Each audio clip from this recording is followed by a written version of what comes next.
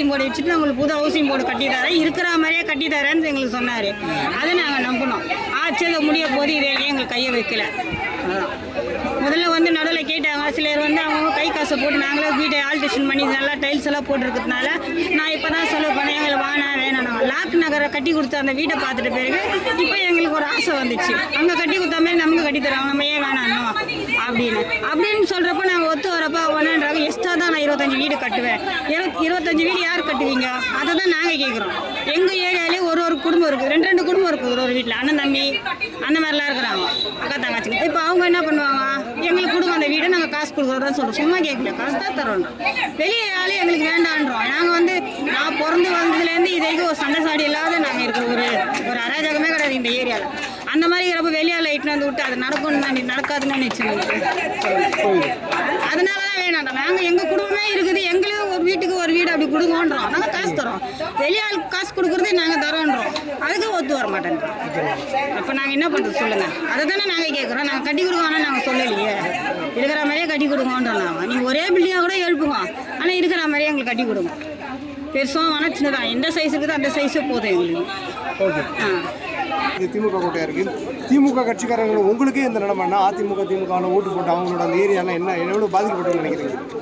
பாதிப்பு அந்த ஏரியா பொறுத்து அவங்களுக்கு பாதிப்பு அவங்க சொன்னால் நம்மளுக்கு தெரியும். ஸோ எங்கள் ஊரில் வந்து வீட்டு பிரச்சனை, வீடு வந்து 40 வீடு தான் கட்டிட்டான்னு சொன்னாங்க முன்னாடி. இப்போ 65 வீடு கட்டுறாங்க. ஸோ அது வேணால் நாங்கள் கோரிக்கை வச்சுருக்கிறோம். அது இல்லாமல் 60 வருஷம் வீடு இது.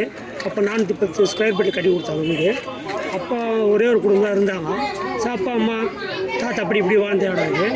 இப்போ பார்த்தீங்கன்னா அதிகமாக கட்டும்போது ஸ்கொயர் ஃபீட் கம்மியாகும் வீடு. ஸோ அதனால் எங்களுக்கு வேணாம், எங்களுக்கு 40 வீடு கட்டுற மாதிரி கட்டி கொடுங்க. லிஃப்ட்டு தேவையில்லை, லிஃப்ட்டு எதுக்கு இந்த இடத்துக்கு, அதனால் ஆம்புலன்ஸ் போட்டு உள்ள இடம் வேணும் அப்படியே சொல்கிறாங்க. இந்த இடத்துக்கு எது ஆம்புலன்ஸு இங்கே தான் தூக்கி போடுவாங்க. தாவேகா கோட்டையை குறிப்பாக வந்து தமிழக விஜய் கோட்டையை மாற வாய்ப்பு இருக்குதாங்க? கண்டிப்பாக இருக்குது. மக்கள் விஜய்க்கு ஆதரவு இருக்குது, கண்டிப்பாக இருக்குது. ஆதரவு இருக்குது இல்லைன்னா என்னென்ன பேசுகிறாங்க? விஜய் அவரோட அரசியல் வருகை பற்றியும் ஏதாவது ஓட்டு போடுவோம் அந்த மாதிரி தான் சொல்கிறாங்களா மக்கள்லாம்? புதுமையாக வந்தால் நல்லா இருக்குன்றாங்க எல்லாமே. புதுமையாக ஒரு மாற்றம் ஓட்டம். திமுக ஆட்சி பார்த்தாச்சு. இனிமேல் விஜயகாந்த் கேப்டன் அவர்களை வந்து மிஸ் பண்ணிட்டோம். சின்ன தளபதி விஜய்க்கு ஏதாவது கொடுக்கலாம். அது இல்லாமல் 250 கோடி சம்பளத்தை விட்டு இவர் ஃபீல்டோட நம்பர் 1 ஸ்டாராக இருக்கார். அவர் அந்த ஃபீல்டை விட்டு மக்களை வராரு, ஏதோ ஒன்று பண்ணணும்னு நினைக்கிறாரு. அதுக்காக அவருக்காக இந்த வாய்ப்பு கொடுப்போம் அப்படின்னு பேசுகிறாங்க. அப்புறம் விஜய் இங்கே வந்து இந்த கலந்துக்கிட்டால் எப்படி இருக்குன்னு நினைக்கிறேன்? எவ்வளோ பெரிய இதுவாக மீடியா மூலியமாக மாறி இந்த உங்களுக்கு சாதகமாக அமையும் நம்புறீங்க? கண்டிப்பாக அமையத்துக்கு வாய்ப்பு இருக்குது. எங்கள் எதிர்பார்ப்பெல்லாம் மக்கள் எல்லாமே கோரிக்கை. இந்தமாதிரி பிரச்சனை இருக்கும்போது மக்கள் வெறுக்கிறாங்க. புதுமையாக வரணும். இந்த பிரச்சனை திமுக இது, திமுக இடம் இது. இங்கேயும் ஒரு யாருமே கட்சிகள் யாருமே வரல. காலையில் பார்த்தீங்கன்னா காவல்துறை தான் பாதுகாப்பு கொடுத்தாங்க. நாங்களும் அவங்க மீறி எங்கேயுமே போகல. இப்போ ஃபஸ்ட்டு வந்து ரோட்டில் இருக்கிற கடைகளை எடுத்தாங்க. அந்த கடைகளை வாழ்வாதாரம், அந்த ஊர் மக்களுக்கு அது வாழ்வாதாரம். அந்த கடை இடிக்க வந்தாங்க. சரி நாங்கள் விட்டுட்டோம். அதுக்கப்புறம் ஊருக்குள்ளே வந்து வீடு இடிக்கிறாங்க. ஃபஸ்ட்டு மேல் 3 மாடி இருக்குதுல்ல, கீழே தலை அடிக்காமல் நடுவு தளத்தை அடிக்கிறாங்க. அது அடித்தா கீழ் வீடு பாதிப்போம், மேல் வீடு பாதிப்பாகும். அதனால தான் நாங்கள் போய்ட்டு அண்ணா சைடில் போய் மறியல் பண்ணோம். அவங்க வந்து காவல்துறையில் வந்து பேசி சமரசம் பண்ணி ஊருக்குள்ளே வாங்க, உங்கள் கோரிக்கை என்ன நீங்கள் பேசுங்க அப்படின்னு சொல்லுங்க. அந்த கோரிக்கை நான் வச்சோம். அவங்களே புதன்கிழமை 2 நாள் கட்சி வந்து ஆஃபீஸில் பேசுவாங்க, உங்கள் கருத்தை சொல்லுங்கள், நாங்கள் வந்து பேசி முடிச்சிடலாம், இனிமேல் பண்ணாதீங்கன்னு சொல்லியிருக்காங்க. காவல்துறையோட கோரிக்கை விட்டு நாங்களும் சரின்னு விட்டுருக்கோம். நாங்கள் எதிர்பார்க்கலாம். கண்டிப்பாக லிஃப்ட்டு வந்தால் ப்ராப்ளம் வரும். நாங்கள் 6 மாடி ஏற முடியாது, ஏன்னா கரண்ட்டு கட் அதிகமாகுது. இந்த ஏரியாவில் லிஃப்ட்டு ஜனங்க வந்து எல்லாம் ஏஜ் பீப்புள், ஏன்னா 55 வருஷமாக வாழ்ந்த ஜனங்க வெளியே போய் வாழ்ந்தது கிடையாது. அனைத்து தரப்புலையும் பார்த்தீங்கன்னா எஸ்சி கம்யூனிட்டி தான் இங்கே இருக்குது. யாருமே வெளியே இல்லை, 1-2 பேர் தான் இதுவாக இருக்கிறாங்க. கன்வெர்டட் கிறிஸ்டின் ஆகிட்டாங்க, வேறு எதுவுமே இல்லை. ஆனால் முழுக்க அவரை நம்பி இன்றைக்கி நாங்கள் நடுத்தேர்வில் வந்துட்டோம்.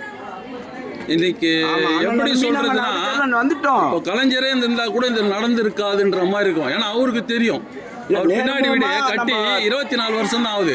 அந்த ஜனங்களை ஏமாற்றி கொடுக்குறாங்க. சரி, அதுக்கு வேண்டிய பிளானை காமிச்சிருக்கணும், அதுவும் காட்டல. 24,000 ரூபாய் கொடுத்துவிட்டு அந்த ஜனங்க எங்கே போவோம்? வாடகை 10,000 ரூபாய் கம்மி கிடையாது சென்னையில். இந்த பில்டிங் கட்டும் போது மாற்று இடமோ அங்கே தங்கியிருந்தாங்க ஜனங்க, அப்போ இருந்த ஜனங்க. இன்றைக்கி வெளியே போகின்ற போது இன்னும் போன மாதம் தான் செக்கு கொடுத்தாங்க, இன்றைக்கி எல்லோரும் வெளியே போடுறாங்க, பின்னாடி இல்லை. அவங்க எங்கே போவாங்க?